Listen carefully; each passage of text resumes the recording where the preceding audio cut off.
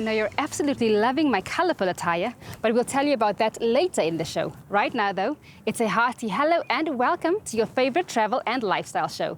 I'm your host, Eloise Scoble, and you are watching Trendz Travel. One travel blogger has termed the recent travel trends of 2021 social distant travel. This type of travel in our current world state is definitely preferred, with travelers seeking out secluded destinations that offer much less interaction with other guests. We took to Hoedspruit, Limpopo to explore this notion.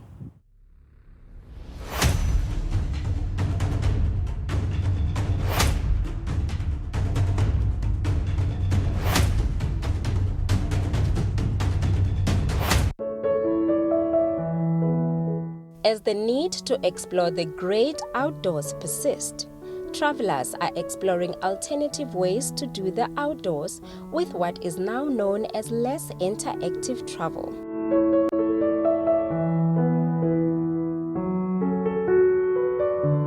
Hideouts and travel private locations are dominating the travel trends of 2021. We found a sanctuary where nature and luxury come together all so seamlessly.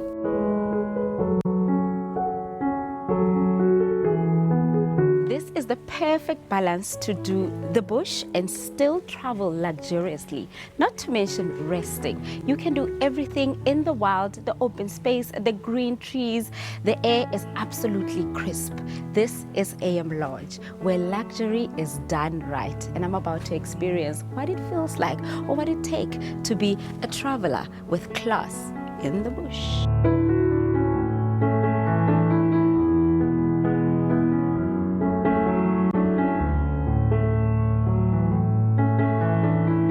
Five-star resort is sheer class, perfected to give guests a peace of mind and a feel of being in the jungle, even in the comfort of their own suite. I think it's the tailor-making package. You know, if you stay up at our villa, you went up to the villa. If you stay up at our villa, you get your own private game ranger for your stay, your private chef and butler.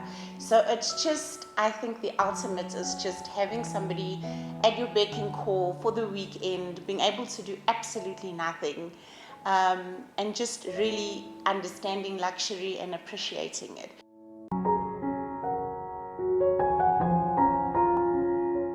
It's really the tailor-made experience that defines us.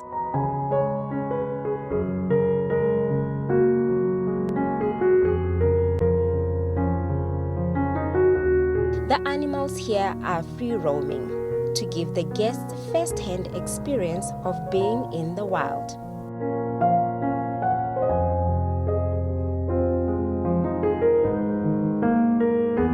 We have just seen a mama lion. We have been looking for her for hours, guys. All of us are just astonished by the fact that lions can really hide in the bush.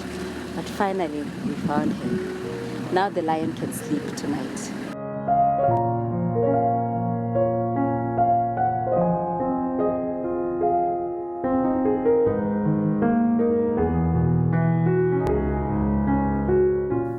If you want to take things up a notch, you can have your massage done in the bush. With style, of course.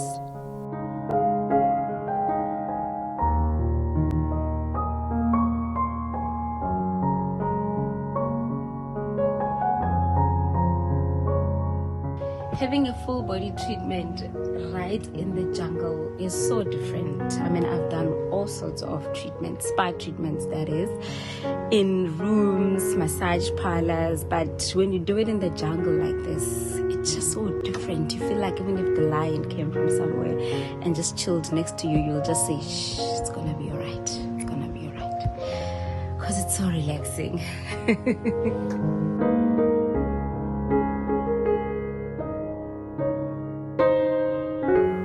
To cool things off, you don't need to take a dive in the pool.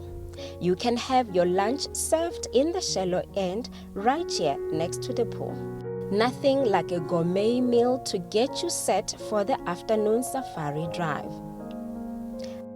Couple of hours later, you reach the mighty Klaseri River, where the picnic spot is set to complete the game drive. All right, it's sundowner time. The sun is setting and we are by the dam to do the picnic in the jungle. The shoes come off, Mara, the wig stays on. Don't make that mistake. All right, hello. Hello, how are you? Thank you very much. Good. So look at this, guys. This is all the props that we're going to be using today for the picnic. It's just you, nature, the sound of water, and your tour guide, and the snacks, of course. The sun. This is beautiful, guys. Hoedspruit is definitely the place to be.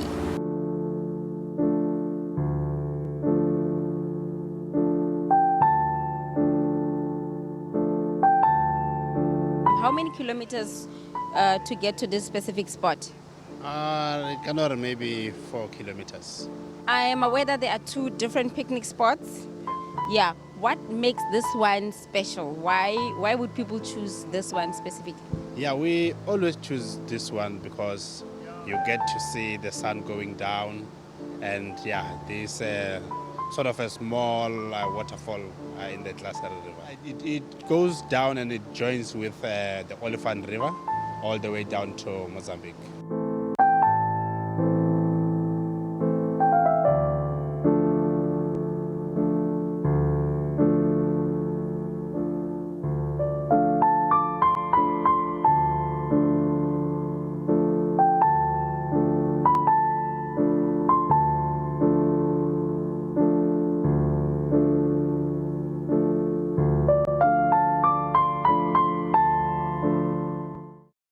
The sun is finally out here in Joburg.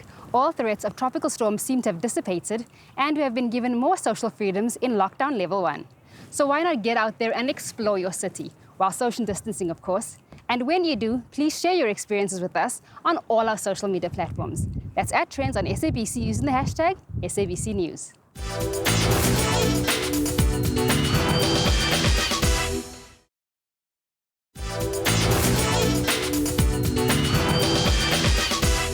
As mentioned earlier regarding my dress, it was designed by Gracia Bampila, a fashion entrepreneur who's disrupting the fashion industry with her African print, establishing her brand as the home of day-to-day African print designs made to change the narrative around African fashion. Gracia travels the continent in hunt for high-quality materials to create designs inspired by Africa's history, heritage, and stories for Africans, from Cape to Cairo. If you are looking for industry-disrupting African prints, that is, prints that are not so common, then you have come to the right place. My biggest fear is when you walk in and you're like, I want an African print dress because I have a wedding or because I have a traditional something. I'm like, nah. Here we want to sell you like every day. Like I want you to wear, yes, buy it for your traditional wedding, but still be confident enough to wear it to the mall, to your friend's birthday. Gracia Bampila incorporates day-to-day African print designs made to change the narrative around African fashion, trumping Western mindsets. We are so comfortable wearing Western clothes to any occasion, even to traditional weddings, but we're not comfortable wearing our African clothes to any other occasion. So for me, it's important to put Africa on the map. It's important to tell African stories that resonate with everyone, you know, and for me, I'm not just selling Africa to Africans, I want to sell Africans to everyone. I didn't know that I was going to be a fashion designer though. It was always something I was like, okay, I just love dressing well, I just love clothes, but I didn't think I was going to do it professionally. So I went to varsity, did a whole different degree. And then after that, like, okay, maybe I actually like fashion. So I did a small fashion course. Then I started like taking it more seriously. And also when I was at varsity, people would always ask me, where did you get this from? Where did you get that from? So I always found that people wanted to know where I got my clothes, where I got my shoes, where I got my bags. So at some point I was like, nah, I'm not gonna tell you guys, I'm just gonna sell it to you. I started like making like earrings and I would just sell them, accessories. But how did she come about these designs? You know what's so funny? People always think I have like a long story. Yes, I go and then I draw these things out. To be really honest, some of the pieces I'd literally just see the fabric. I'm like, okay, this would make a beautiful dress. What beautiful dress? It would make this kind of dress. That's it. So when I'm buying the fabric, I already know what I'm going to make with it. And some other pieces take a little bit more time and we'll need to go back and do revisions of my designs and discuss with my team. So it's it's a mixture. It depends on what kind of dress it is. But with a lot of our ready-to-wear stuff, it's honestly so spontaneous. You would not believe. Some of them are actually errors that we created in the workshop. I'm like, oh, this is actually a very beautiful error. Let's keep it. And then people love it. I'll give an example of an error, the signature dress. It was supposed to be a fully African print dress. And then I told one of my staff, make it fully African print. And he heard we should put the stretch at the top and then the African print at the bottom. And I came back, I'm like, but actually, let's keep this, you know? So that's how it happened. It's called the Joss dress. The Joss dress. So explain to me. So I got the fabric and I didn't know what to mix it with. Mm-hmm. And then I went to the store and I found this green one, like perfect. Okay. So we just designed a dress that would mix the two fabrics together. And this is more of a formal occasion dress. Yes, it's more like if you have like a dinner or like a work function, and you want to be like modest, but you still want to, you know, create a statement. It's a mummy dress, it's a cocktail dress, it's an evening dress, it's a work dress. You could wear this to any occasion. I'm loving these pockets. I have pockets.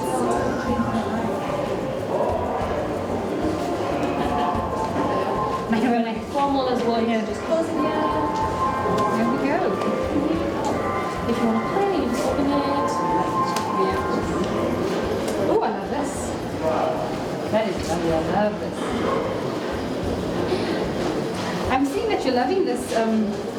Show us a little leg. Yes. If you want to, you can. If you don't want to. So if you're feeling modest, you can cover up. And if you feel like, bam, I want to play. Yeah. I'm loving this color. There are a range of bright and bold colors, designs and prints to choose from, but where do they come from? So some fabrics we've created our own, and some it's just so beautiful. I'm like, I'm just gonna have to buy this one. Yeah. So it's a mixture of both. How does one begin to design their own fabric? I have a designer who also helps me with that. Again, it's always so spontaneous. I'm like, okay, let's do circles and squares, and then he'll be like, let's add triangles. And then next thing is it's like a whole funny shape looking thing, and then that's how the fabric is designed, and then we print it. You know what's interesting? Most of our clients say that our prints are so everyday that they actually don't sometimes feel like they're wearing African dresses. Yes, we have a couple of bold fabrics, I'm not gonna lie, but we have also a couple of subtle fabrics, so we tend to put that in mind. Not everyone wants to come out and be the center of attention, and some people want to come out and be like, I have arrived. So we always, you know, make sure that in our collection we mix, just so that we give everyone an option to pick something from our collections. All human beings hope for a better and brighter future, despite circumstances and background. This theatre production, directed by stage and film actor James Ngcobo, titled Passover, explores the determination of young men who dream of a better life and the promised land while trying to survive the streets. The brilliant young actor Katuchelo Ramabulana plays the character of Moses, a young man who is resilient till the end. His character brings both humor and sorrow to life. Yo, kids, come on, man. You man? Yeah. Yeah, I'm man.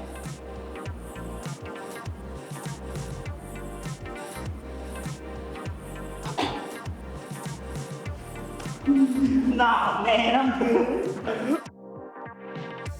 The story was what enticed me, you know. It's a story about two black men in the contemporary world, and what it means to be a black man, and the trials and tribulations that they go through. And it was just something that touched me because it's something I experience every day.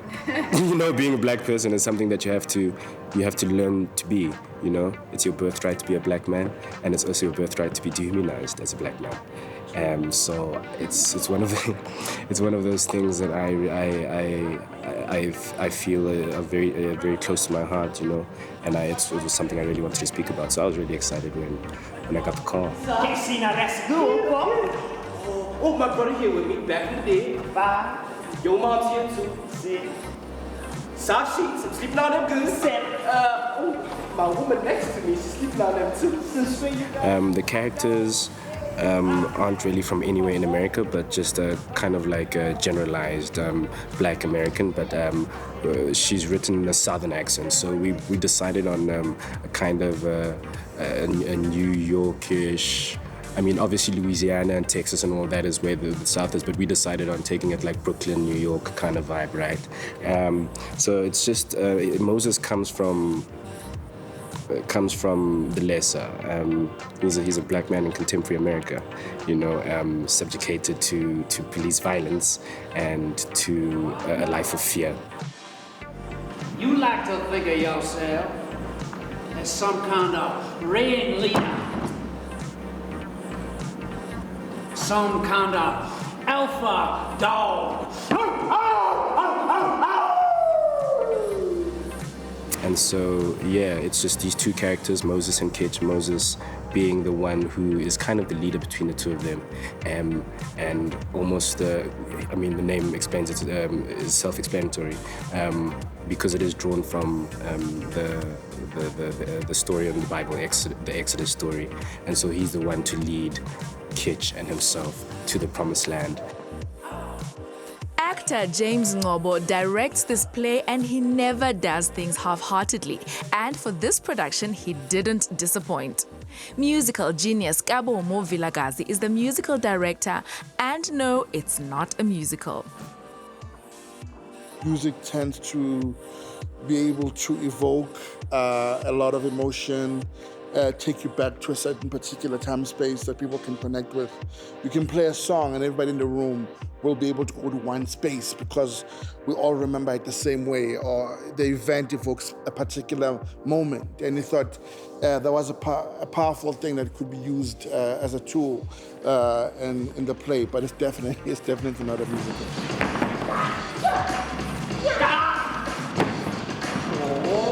I never made music for a play.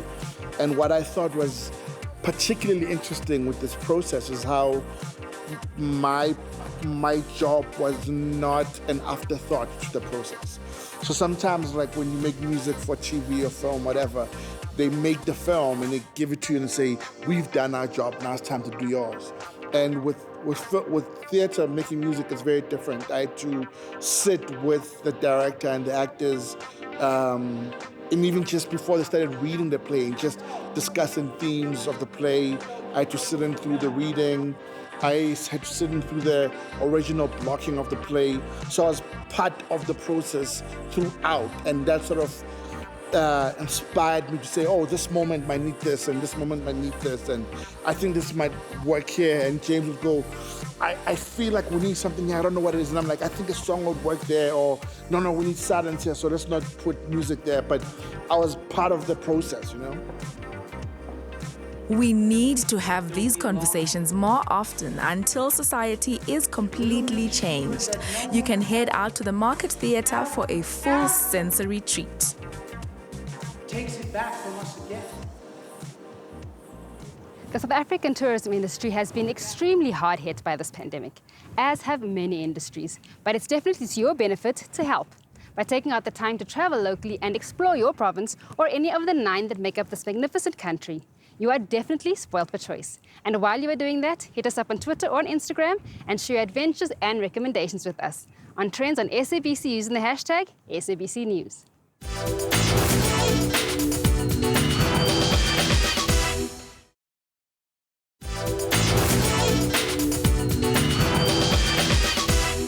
Dora Prevost is a sculpture artist that uses her work to be the voice of issues relating to women. Born in the Democratic Republic of Congo and residing in Johannesburg, her art focuses on breaking the silence on gender-based violence and injustices that face women today. Violence against women and children continues to rear its head in the country, making headlines almost on a daily basis. According to the World Health Organization, 1 in 3 women experience abuse from their partner. As a result of these alarming numbers, communities as well as organizations that fight against gender-based violence have been up in arms, highlighting this plight at different platforms. artists have also joined in. We visited Congolese-born artist Dora Prevost, a sculpture artist whose art focuses on breaking the silence on gender-based violence and injustice that women face on the daily. She gave us a tour of her sculpture's display. This is one of the work that I'm going to showcase this weekend. This piece is very, very precious to me because it's one of the pieces that I did when I started sculpting. And then you'll see, when I started, you can see I have the contrast on the sculpture. You've got this wild hair, which shows that the woman is fearless. And then the contrast part of it is like she has this, her face has serenity, you know, and that's what I love to see in a woman. Dora, this beautiful piece, what was the inspiration behind this piece? Like, it's breathtaking. And this piece particularly here was inspired by the crime around women, against women. So I'll take you briefly to like this one here. I mean, you can see on her face the sadness that she's got. It's got inspired by a picture was taken, but the crime was happening in Congo. And then this woman lost all the members of her family. Second one here is also a type of violence happening in the world. You'll see here, there is the hand of the husband. Actually, that's why I also focused to put a ring to see that it is conjugal, you know, violence happening also inside the couple, the household, and people cannot talk or afraid to talk. And for me, being quiet, it's actually being on the side of the oppressor. And in this piece, is about stolen childhood. And then we know that in part of the world, women have been abused also. And then they have been actually sold for prostitution. And then you'll see here, I've put a note to show that women are not for sale.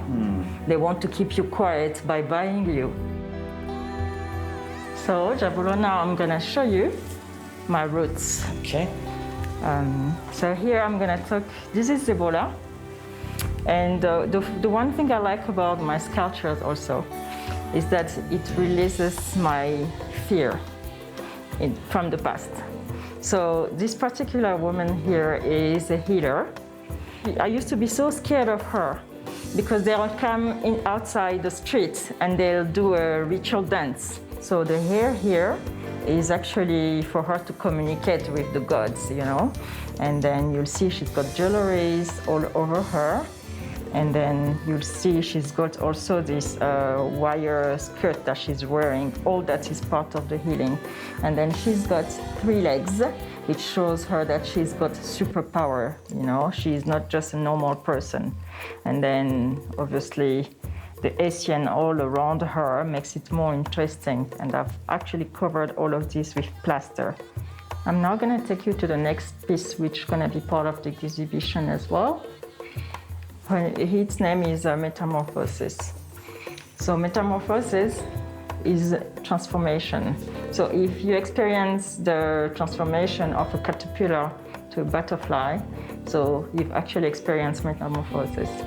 I did a cast, and then I was trying to do another piece of a face. So while I was actually taking out the piece, you can see here there is plasters, which I was working with. While I'm taking the face out, it gets stuck. So it gave me the idea of to say, you know, this is a transformation, it's a metamorphosis. And then you can see here that the new face is actually coming out. That's why I use the gold in it. And then also, how do we see ourselves, you know? And then for me, the transformation actually just begins when you recognize yourself. Thank you very much for coming to my home and seeing all the work that I've been putting through toward this year. And that's a wrap, folks. We'll see you again next week, same time, same place. In the meantime, here's a friendly reminder to always sanitize your hands, wear your mask, and continue social distancing. We'll see you again next week.